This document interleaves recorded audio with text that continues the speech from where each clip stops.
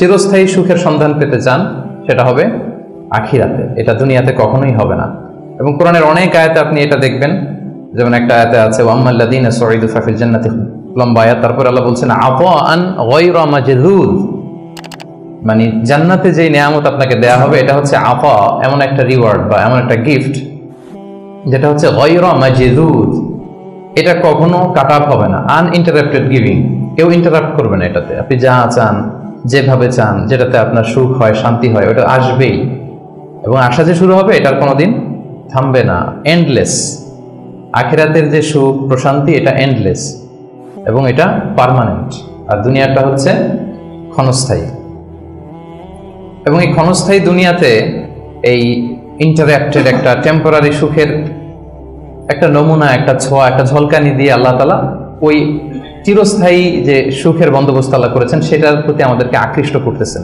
এজন্য সামান্য কিছু সুখ আমরা মাঝে মাঝে একটু পাই এই দুনিয়াতে, যাতে আমাদেরকে বুঝাইতে সুবিধা হয় যে দেখো এতটুকুতেই কি মানে পাগল পারা, তোমরা মাতোয়ারা। তাহলে সেই যে মহাসুখ, সেই মহাসুখানুভূতি তুমি যে পাবে সেটা কত চমৎকার হবে। এবং এই দুনিয়ার এই ছোট্ট অনুভূতি এগুলো কিন্তু আমাদের মনে থাকবে। কোরআনের একটা আয়াত এটা প্রমাণ করে যে কুল্লামা রুজিকু মিনহা মিন সামারাতির রিজকা ক্বালু হাযাল্লাযী রুজিকনা মিন ক্বাবলু ওয়া উতু বিহি মুতাশাবিহা। আমরা যখন জান্নাতে যাব, আমাদেরকে জান্নাতের যখন কোনো ফল দেয়া হবে, লেটস সে অ্যাপেল দেয়া হলো খাওয়ার জন্য, এই অ্যাপেল দেখেই মানুষ বলবে এই তো আপেল তো দুনিয়াতেও খাইছে এটা।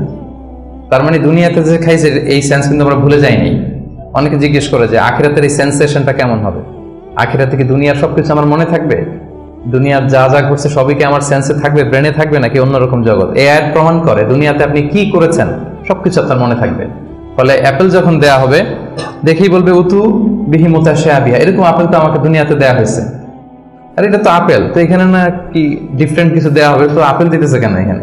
আপেল অনেকে আপেল লাইকও করে না দুনিয়াতেই, সেইখানে যদি আপেল দিয়ে আপেল দেয় বা কমলা দেয় হয়তো মানুষ এরকম প্রশ্ন করবে। এবং কোরআন তো সেটা টেস্টিফাই করছে যে হ্যাঁ, মানুষ বলবে যে এটা তো আমরা দুনিয়াতেই খাইছি। তখন আল্লাহ বলবে যে না, এটা অ্যাপেল, বাট দুনিয়ার অ্যাপেলের মতন। দুনিয়ার আপেলে একটা স্বাদ পাওয়া যায়, এই আপেলে 1000 স্বাদ পাওয়া যাবে।